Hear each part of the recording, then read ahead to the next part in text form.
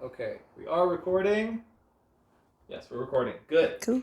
Okay, welcome to Secular Stories. Can you state your name for the record? Megan. Very nice. Did you get a chance to look at the questions beforehand? I did. Good. Anything you don't feel like answering, don't answer. We can always edit things out later. Let us begin. Cool. So, Megan, can you please tell me about the community you grew up in? Okay, so I grew up in many communities. Okay. My family, for just like a bunch of random reasons that had to do with job and moving and whatever, we moved all over the country. So by the time most of my childhood was spent in California from like 5th grade onwards. Okay. But before that, we moved like probably 12 or 13 times. And so, the community that I had was always like inevitably like a community that was always in progress. Like I would join like a friend group in the middle of the school year or like, teams in the middle of the season, whatever. Right. And so like kind of ironically for what I'm going to say for the rest of this interview, church was kind of like my one like ready-made friend group because I was always supposed to go to catechism. I was always like had to go to Sunday school and whatever. And so even if I was like, oh, well, soccer season doesn't start, so you can't have any outside of school friends there, even if there weren't kids in my neighborhood, they were always like the kids at Sunday school. That wasn't, I know like one of the questions is about the role of religion. My family really used Catholicism as sort of like a social and moral structure. So when I think about religion in like my young life, religion was always present to some degree, but it was never like, we did a lot of going through the motions. Okay. Yeah. All right. So that does get us into the first couple of questions, which is how your family would describe itself religiously and all that. Would you say another way of framing that, another way of saying this, just so I understood you, is your family were social Catholics? Totally. Absolutely. As opposed to theological ones? They were social Catholics, but they were like the most rule-following social Catholics. So like my dad, who is very sarcastic, would always say that like, Catholics that only come to church on Christmas and Easter, like you should have to have like designated parking in the back of the parking lot. Because California churches, they're all mega churches. Like there are no Southern California churches that are teeny weeny.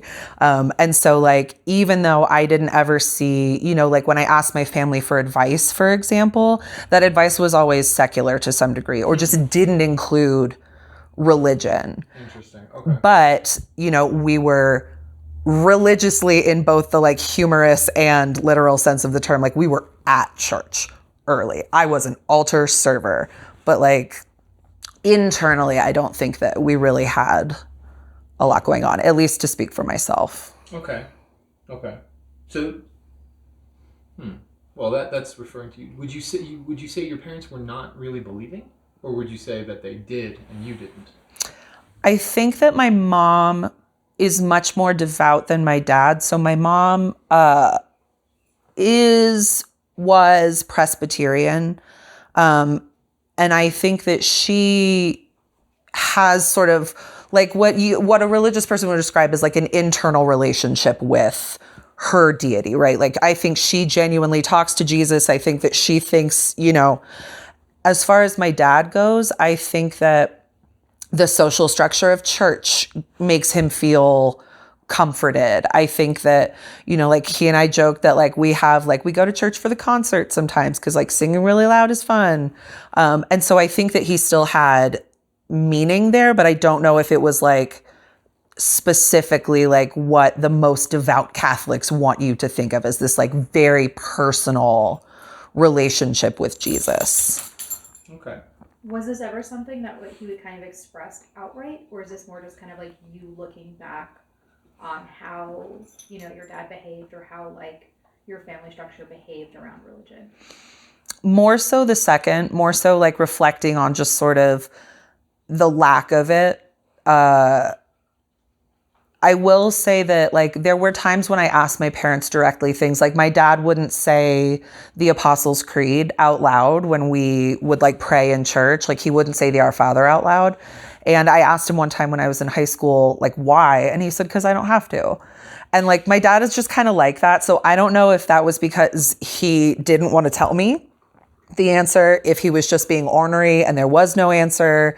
Like it could have been any of those. But yeah, it's much more in reflection that I'm like thinking about. I don't know if I've ever really asked him like a genuine question about that, actually. Have you asked either of your parents sort of pointed questions about religion, or you guys don't really talk about it?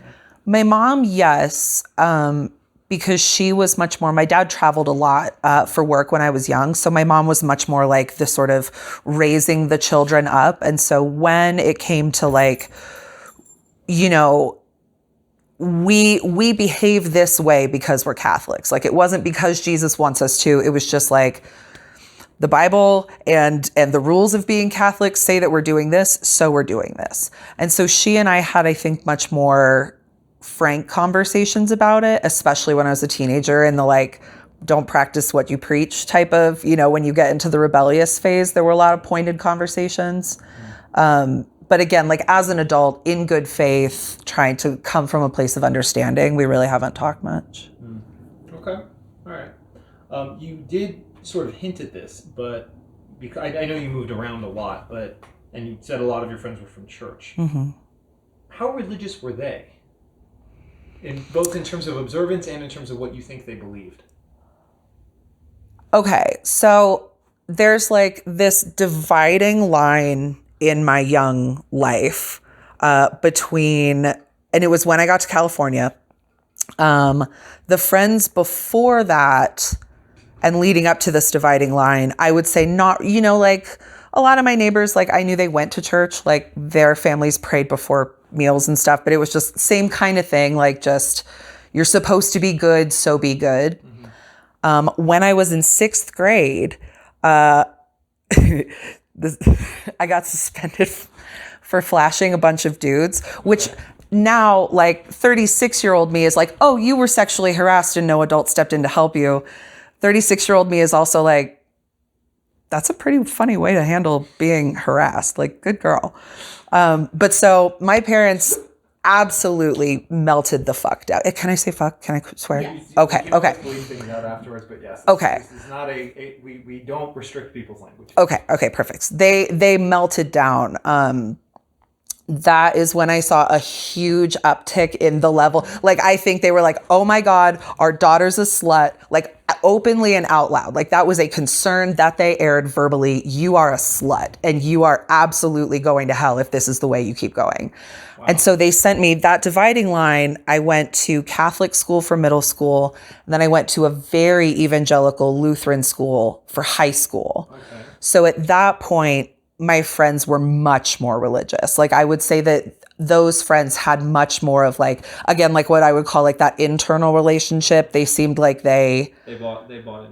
Like they cared about preparing for confession, and I cared about like, what can I say that will make me seem that is true and normal, right? Like, and also like, now as an adult, I'm like, oh, you didn't have to confess that you cut yourself. That's mental illness. That's not a sin, baby girl. Yeah. But like, you know, my friends were like really thinking about like the meat of it. And I was thinking about the optics. Got you. Okay. So there was already a little bit of double talk going on your part. Totally. And your parents, let me get this straight. Now, again, I am a Jew, but your parents are Catholic, mm-hmm. but they decided to send you to a Lutheran high school? So where I lived in California, there were no Catholic high schools at the time. Yeah. And my parents were deeply, deeply afraid of me becoming a slut, which like, oh no, oops. So they decided that any religious school would be better than going to public school. Mm-hmm. And like as an educator now, I agree, because public schools were like really overcrowded and like just not serving students, but that's very much not why they wanted me to stay away from there. Say Lutherans are not Catholic. And it was, yeah. Whew. It's sort of similar from the outside. But what was that like for you, going from a really Catholic environment to a very Lutheran, just from judging from your facial expression. Bad. It was bad. Were you the black sheep? Um, As it were? So I was more the black sheep with adults than I was with my peers. It was very clear from like the structure of the school that I was outside. Like from things like I wasn't allowed to participate in sports because they prayed at the beginning of games. And it was said multiple times to me, like, well, we don't know what God you're praying to. And I was like, as like a 16-year-old, I was like, well, that makes sense. How many gods are there in the world? Probably a lot. Okay. So structurally, like from like a systematic, I felt left out, but it was also things like, I remember one time my social studies teacher called the Pope the Antichrist, and I don't care about the Pope, and I didn't then, but I wanted to be kind of like sassy about it. And so I don't remember what I clapped back, but I did get sent to the office, and, you know, just stuff like that really, like my friends' parents really weren't comfortable with me at sleepovers. Like it was wild. Because you might proselytize them. I might turn them into a Catholic slut. And it's funny because I have really close relationships with those girls whose parents were like, no, like we're still friends into adulthood. Right. So yeah, weird how things turn out. Okay, all right. Catholic slut wins. So I mean. This does technically answer one of our questions, is did you have friends from other faiths? I would like to expand that question a little bit. Did you have friends who weren't Christian? Not until college. I had friends who were like, I don't think they would have described themselves as atheists, more like agnostic, just religiously apathetic was how I would describe most of like my neighborhood. Yes. Right. And then when I went to college, one of my best friends was Muslim, and we bonded over, I don't know why, this is very not appropriate for a white girl to bond with a man of color over this, but we bonded over just like the Muslim jokes he would get about 9/11. And again, wouldn't do that if I were to go back in time, but I remember thinking in my head, well, okay, but he is a good person and he believes just as devoutly in his whole thing as I do in my whole thing. So like, what are we all really doing? And that was I think the real knock in the wall of breaking down the religion. That was the final domino. Being committed to being a slut from a young age started it. And then I really think being committed, you mean not of your own accord, meaning other people labeled you that way? Yeah. Yeah. And I think like now I claim it joyfully, but I think probably from like all through high school, I would say that I had kind of that bad kid syndrome. Like, oh, well, if you're going to label me this, then I'm going to live up to it fully, you know? Okay. All right. So what led you to a secular outlook? You actually kind of answered this, although that's more from a theological standpoint, I guess. Would you say that those two things coincided? Meaning, did you, or would you say that one preceded the other? Because keep in mind, we're trying to distinguish here between theology and what people think about whether or not this should be something that sort of governs how people sort of deal with policy and things like that. So sure. Would you say that realizing that about your Muslim friend made you kind of rethink the whole thing about religion having an influence in how you make decisions and things like that, or not? Those were separate, or were they the same? Okay, so they came at a really similar time, but for me, the standout moments were different. So like he was really kind of helping me internally break down like my relationship with the theology. But when I was home from college, and again, I don't remember like what year it was, but similar time period, I remember going to Catholic church, like my childhood church where I got confirmed with my family. And the priest, I don't remember what the homily was about, but the priest like grabbed a family from the front row that was like clearly like, you know, they're very involved in the church. Everyone knows them. And he like stood them up and he was like, this is what a real family is. And I know that it was anti-LGBT. Like, I don't remember specifically, but it was like, this is what a real family is. And this was the first time my parents were ever supportive of me doing a bad thing. But I just stood up and I just walked out. And that, I think, for me was my full like secular break, where I was just like, oh, this is not the same as morality. Okay. But until then, I think I put those two really similar. Because it seems relevant to this story, do you identify as somewhere along that spectrum? Pansexual. Pansexual. Only recently, though. Okay. Yeah. At the time when this happened, was that part of your identity? Did you know that it was somewhere in there, or you had no idea? I resonated more. I'm glad you asked about like what was that like, because I feel like I had a good childhood, but I also like there was a real core of like what it felt like to be bullied, what it felt like to be left out. And so the start of my queer journey was really feeling like nobody deserves to feel that way. And that, I think, like that moment of like, don't bully people just because of this was what started it. I think it's only recently, I came out as pansexual last year publicly and have known for a couple years, but I do see a huge tie between like the religious trauma and what I felt like I was supposed to be and my willingness to like share that openly. Okay. All right. That checks out. Sorry. No, I was going to say, does that sound pretty standard? No, it's not completely unusual. Let's put it that way. So I want to get back to that in a second, but this does tell something. So we have some tipping point moments that you already talked about. Did you have any crises of faith, or was this just kind of like, yeah? I remember, so in preparation for this interview, I did like a ton of journaling. And a moment that came up was like right before my confirmation. We went on a retreat and the priest was like, you get some time one-on-one. You can tell me anything. You can ask me anything. This is literally just, this is not going anywhere like horrible, by the way. This is fine. But it was just like a one-on-one, hey, like get anything else out. Like if you're not sure, this is the time to ask. Because after that, you're officially Catholic. Right. And I remember with my time, I walked in and I was like,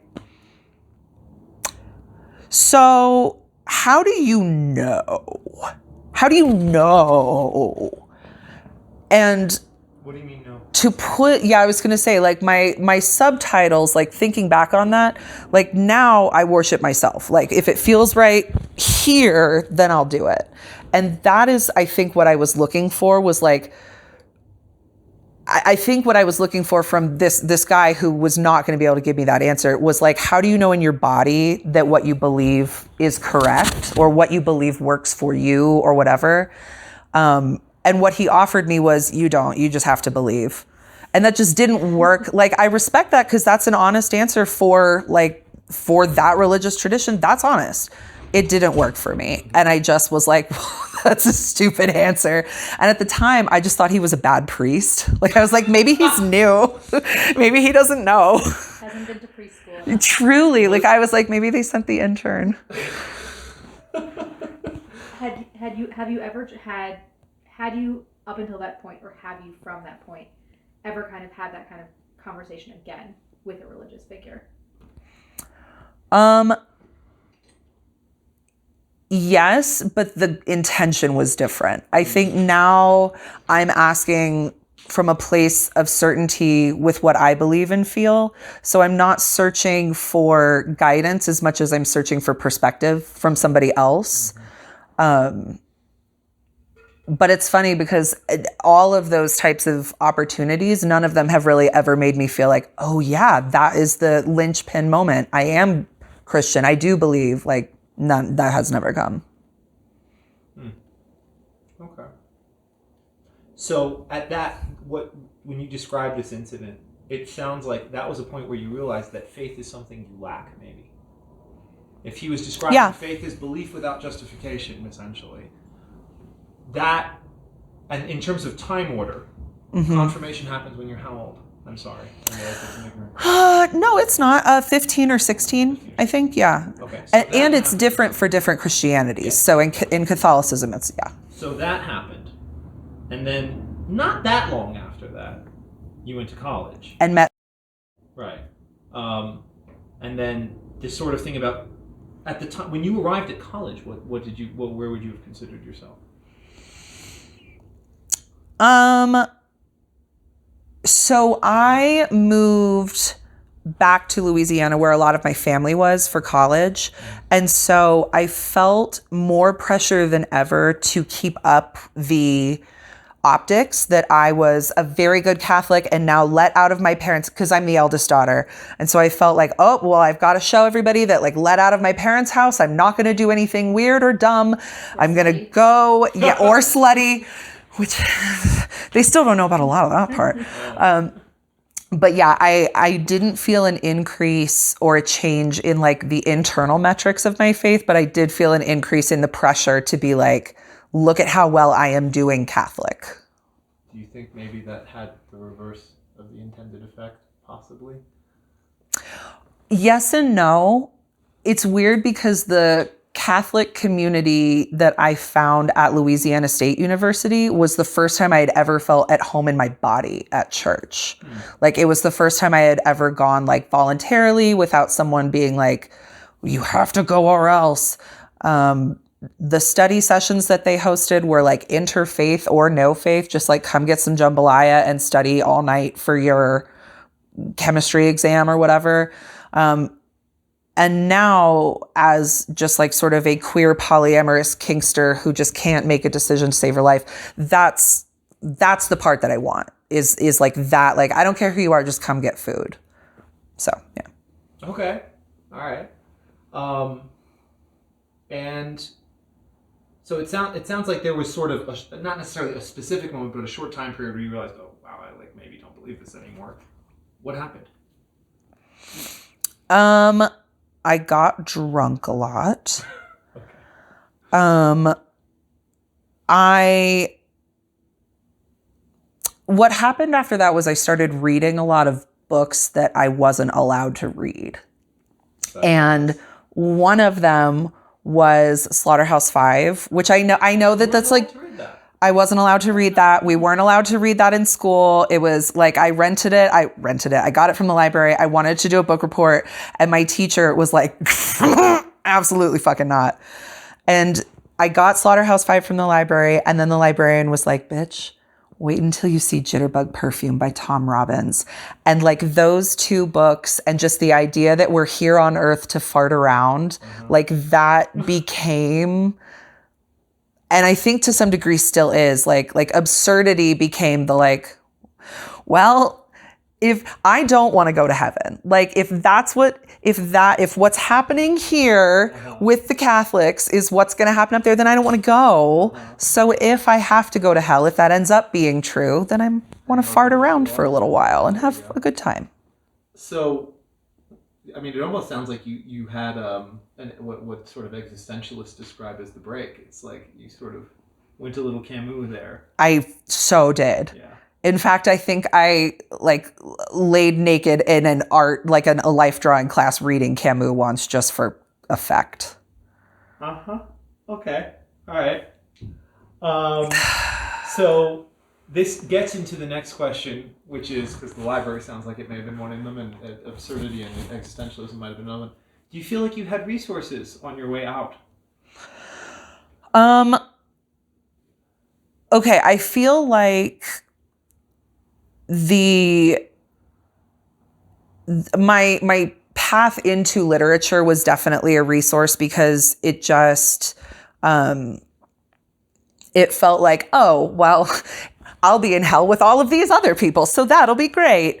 And then after that, yeah, I don't know.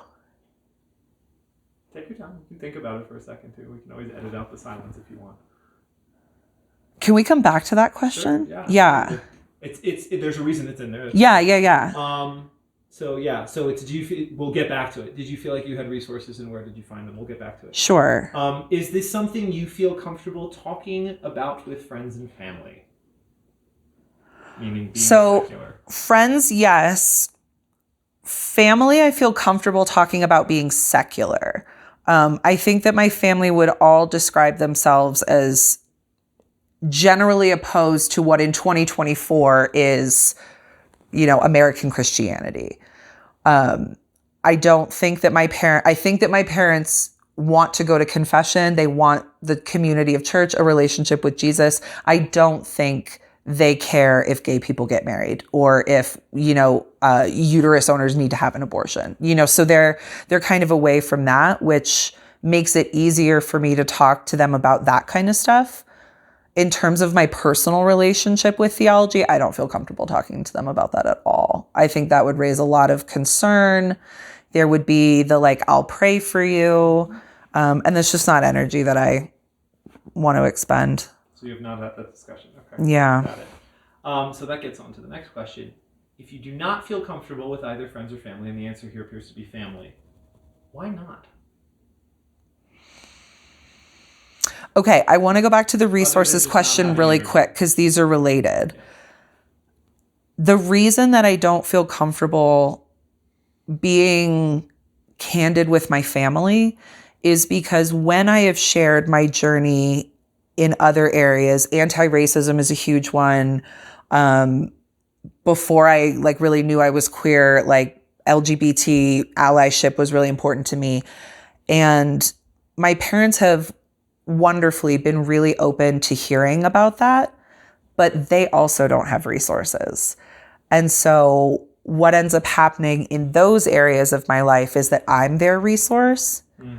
And I don't feel willing or really able to sort of take the cape of being a resource for the agnostic on my shoulders. My mom knows that I'm a little witchy. She knows that I like girls. She knows this kind of stuff about me. But I think if I were to get more specific with it, I think that I would be in a reparenting type role that I'm not. Yeah, I'm just tired. Okay, fair enough. So I think, does that kind of answer the resources one too? Yeah, I would say that it does. It does raise another question because you mentioned something else here, which we should probably talk about, which is you mentioned that you're a little bit witchy. What do you mean? Okay, so when I was journaling in preparation for this, the term that felt most comfortable for my religious practice is just spiritually queer. Spiritually queer. I resonate a lot with the Satanist. I like that one though because I think it's funny. Oh, please keep it. Spiritual. I'll get t-shirts. Yeah. I resonate a lot. Like I mentioned earlier that I worship myself. Now I am my guiding principle, which has a lot of roots in, Satanism or the Church of Satan or whatever. And so I like claiming that. I like claiming that when my friends have children or someone in their life passes away, I want to light a candle and carve a rune of protection in there. But there's not really any one practice that speaks to me. It's just sort of okay, let's be quiet for a minute. What does my body feel like would feel good right now? What do I want to do? And go from there. Would you describe yourself as somebody who believes in magic? Yes, okay. Absolutely. For the record, you are not the first person who's been on this who said that, by the way. A lot of white women seem to have gotten a little witchy during COVID, and I think I joined them. They don't fall under that category, but yes. Well, and I find comfort in it that I didn't find in a lifetime of saying the rosary, going to confession, yada, yada, You had mentioned that you feel like a resource for your parents for kind of anything that's outside of their purview. Now, as somebody who is kind of left a whole lot of stuff behind, do you feel like you've been that person for friends, other people you've come across in your life, or do you feel like it's something specific that you found with your family? I honestly want to be that way for folks that aren't my family. It feels like rewriting the narrative a little bit for myself, but it also feels like, like I said, I didn't have resources. So I used to teach high school in the classroom, and now I teach high school teachers. But a lot of times when kids would come to me with big questions, the big caveat was I'm going to give you an honest and personal answer. So your mileage may vary. But that really felt satisfying to me. I don't have many friends or community members nowadays who seek my support for leaving religion specifically, but I notice more and more a network of folks in my life who are willing to say, oh shit, that's some ingrained religious trauma. Oh damn. And helping each other work through that. Feel like the leftovers that you just don't no will come up, you know? Okay. I suppose this one may not land so much because you feel like you were the first secular person your family or friends interacted with. It sounds like the answer is no. Yeah, I would say that I experienced more secularism than theology, even though we were kind of playing at theology, you know? Right. Okay. As a former member of, in this case, let's say the Catholic community, potentially the Lutheran one, depends. I tend to count the school you went to as a community you were part of. Sure. What is the best and worst advice you have received about leaving religion, coming out of secular, either of those things? Both of them, up to you. Okay, so the worst advice for me was I'll pray for you. I don't know if that even counts. I completely understand that as like a response to like, you have told me something concerning and I want to honor your choice while also expressing concern. You know, like I get that I'll pray for you means like, okay, bitch. Okay, no, you're fine. So, but that to me just felt dismissive. You know, I'll pray for you to me was just, there's no room in my brain for your choices to fit. The best advice, I kind of feel like, man, I wish I could think of like a specific quote. But all of the best advice that I got came from that book, Jitterbug Perfume. Like Tom Robbins, shout out. Oh, it's so good. So not a quote specifically, but the idea that like, there is no rule book. Like a rule book doesn't exist. Like you get to make all of it up. Which is in a lot of cases way scarier, like being Catholic and being like, okay, I have a checklist of what to do and what not to do. This is how I know I'm good. This is how I know I'm bad. That doesn't exist. That's made up. So I think that would be the best but most challenging advice was there's no rule book. I think that actually segues very nicely into this, which is, how is your life different now? I'm freer. Which again feels most of the time incredibly satisfying. I don't wonder whether I am a fundamentally good or evil person anymore. But I do often miss the like black and whiteness of religion. And I've found some level of like, community and folks wanting to have ecstatic experiences, spiritual experiences, you know, I know in the rave community and the meditation community. So, my life, I would say, is still very, like my spiritual identity is still a really important part of my mental health. It just doesn't take any specific form anymore. Okay. And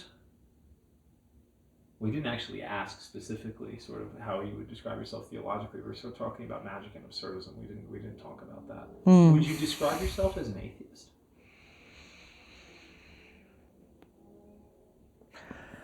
No, I guess Satanism, technically, if you had to put a fine point on it, like if I were presented with concrete evidence that the Christian God existed, I would choose the opposite. I would say, no, thank you. You've done enough. Yeah. And so I don't know if that really aligns with Satanism specifically, but like I actively want nothing to do with the Christian God. Whoever the Antichrist is, you're walking them through the door. Let's go, baby. Yes, Let's go. You're a little Luciferian. Yes. And how would you describe your stance on religion broadly? Not Catholicism specifically. Just if you meet somebody, they're religious, you know, or somebody tells you this is a religious idea or something like that. Like, I don't know, that might be priming. Sure. What's your stance on religion? Okay, I see the value of religion, and I think it has a lot of value in terms of helping humans locate their purpose. And one thing that helped me feel less Catholic guilt was focusing more on my legacy than my purpose. And so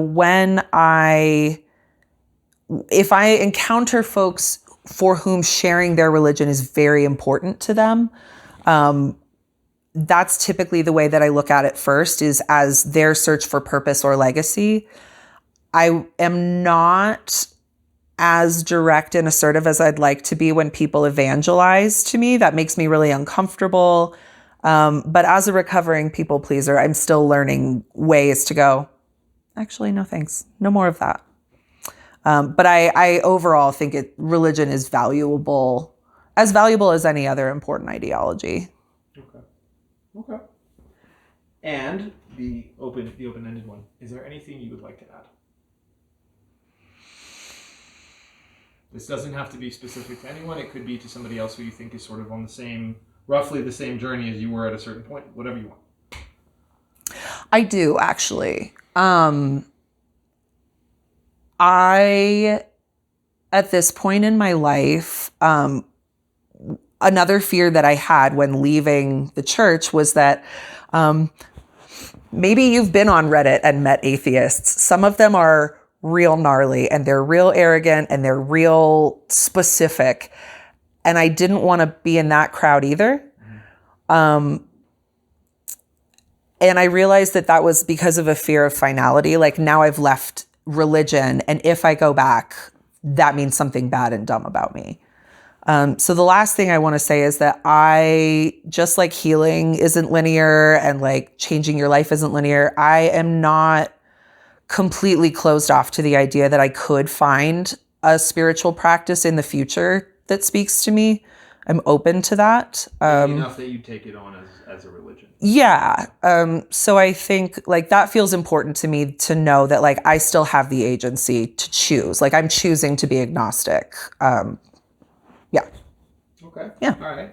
And this is a bonus question, and you can answer this if you want to. You don't have to. I'm just curious. What were the mega churches like? Big. Nice. Sounds wild. So they weren't mega like you think of, like, the stadiums, but I was an altar server, and like you got like a whole incense thing. And I remember having to go, it was like when you first had those like little step counters or whatever.